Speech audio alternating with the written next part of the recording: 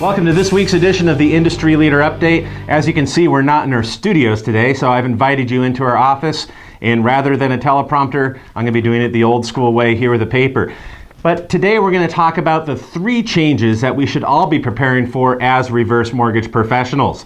Now, the first, of course, is the non-borrowing or younger spouse issue. Now, this comes on the heel of a complete HECM overhaul of the program, but there's still more changes to come. HUD is going to be factoring in the age of a younger spouse under the age of 62. How will that impact our industry? It remains to be seen. But what we do know is this. Principal limit factor tables will be modified to account for spouses under the age of 62. Now, this comes in the heel of a spate of recent lawsuits filed by AARP against HUD. So this will result in fewer displaced non-borrowing spouses, but older borrowers with a spouse who's young, under the age of 62, will see a substantial decrease in available proceeds. Second is the financial assessment. Now, this is really the X factor for the reverse mortgage industry. It's going to change our future lending practices, our market research, and yes, our borrower demographic.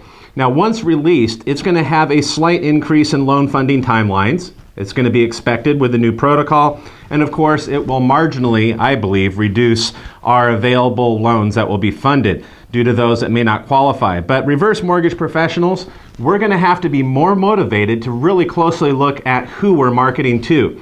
If it is the needs-based borrower who is going to have a problem with meeting the guidelines of the financial assessment, we need to step back and evaluate again. So many needs-based borrowers, they may still qualify, but many will not, and that's going to push our industry further from mirroring some of the entitlement programs that we've seen in the past, and we're going to be more closely resembling mortgage loans. Now, mortgage loans are designed to mitigate or reduce risk. And number 3 is the new HECM and proprietary products. Now, in the last few months, there's been a rush of new HECM, yes, federally insured reverse mortgages. Now, they have a modification with fixed rate and how money is paid after the first year distribution limit. Now, while each of these programs may be innovative in their own respect, the federally insured HECM program design is going to really limit how much innovation can be done within the federally insured product design itself. And that leads us to proprietary or private reverse mortgages. I personally believe that we're going to see a few introduced in this year, and that will really be an example of FHA and HUD's desire to see the market move more away from the federally backed reverse mortgage to the private markets. How soon will that happen? We don't know, but again, I do anticipate to see those changes this year.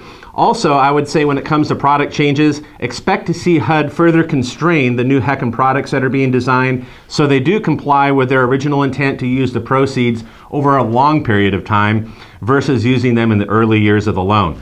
Now, what key changes do you expect to see in 2014 that we haven't covered here? And also, what do you think about the 3 areas, that is the non-borrowing younger spouse, the financial assessment, and the new HECM or proprietary products? What are your thoughts on those changes this year? Leave your comments in the comment section below, and have a great week. Thank you for joining us.